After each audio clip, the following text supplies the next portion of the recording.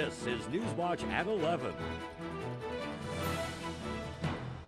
Well, it was a busy morning of digging out for many residents as Mother Nature brought more than 15 centimeters of snow to our region. There were no major collisions, but for drivers, it was a slower than usual commute. Here's more in this report. Now, here's our satellite radar map. It doesn't look like anything's happening right now, but that is going to change because we do have a low pressure system that's starting southwest of us, and that's going to be making its way towards our area starting tomorrow. By this morning, everything was covered in snow and it looked like a winter wonderland, but it wasn't fun and games for everyone. Rather chilly day here in Kingston, as we did see a bit of clouds, but not any snow. That's going to come tomorrow and later on in the week. Today there are highs reaching around -6, feeling more like -10 here in Kingston with the wind chill. And overnight we're going to see a low of -12. We are going to see some cloud coverage and a 60% chance of flurries, estimating to about 1 centimeter of snow. Well, it looks like the snow has already started falling, but don't worry, we're not going to get a lot tonight. Going down to -8, and there's going to be about 1 centimeter of scattered flurries this evening. And then tomorrow, high of -2, and there will be scattered flurries throughout the day, going about 5 centimeters is what we're going to see. And it is going to be windy, anywhere from 40 to 60-kilometer winds. Tonight, we will be going down to a low of 12 degrees. We will see some partly cloudy skies. And then tomorrow, we will be waking up to the same degrees, around 12 degrees in the morning if you're up around 7 a.m. But it should warm up to around 22 degrees again tomorrow with partly cloudy skies.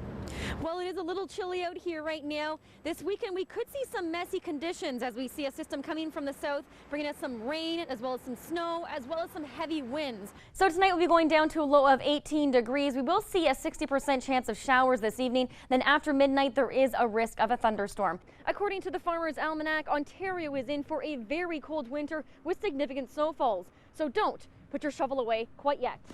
Maegen Kulchar, CKWS Newswatch, Kingston.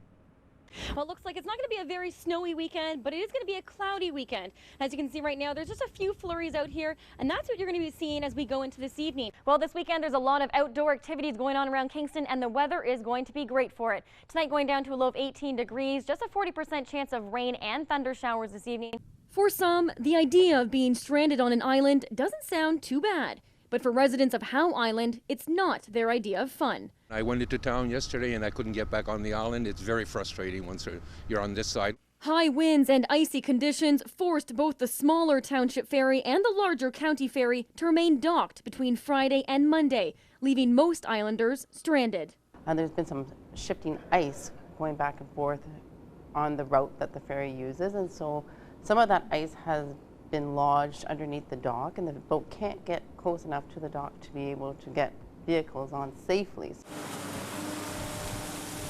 The Ministry of Transportation has brought in a backhoe to remove massive ice chunks on the main crossing. But many residents blame the service disruption on a bubble system, which they claim is broken. But the MTO says that's not the case.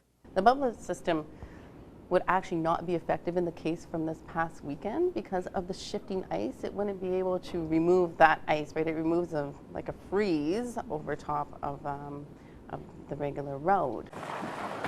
Even though the county-run ferry resumed operations today, islanders remained frustrated with the sporadic service, which limits their access to groceries, gas, or emergency services. We're totally relying on going off the island for supplies. People with necessities, probably heat, oil, propane they need, or anybody with medical attention for nurses or need some medical attention to go into the hospital, it makes it very, very hard.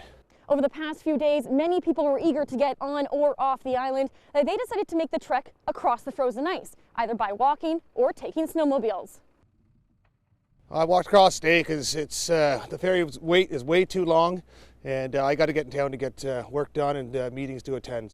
What is normally a 7-minute crossing time is now taking 15 to 45 minutes for commuters as they wait for ice to be removed from the docks.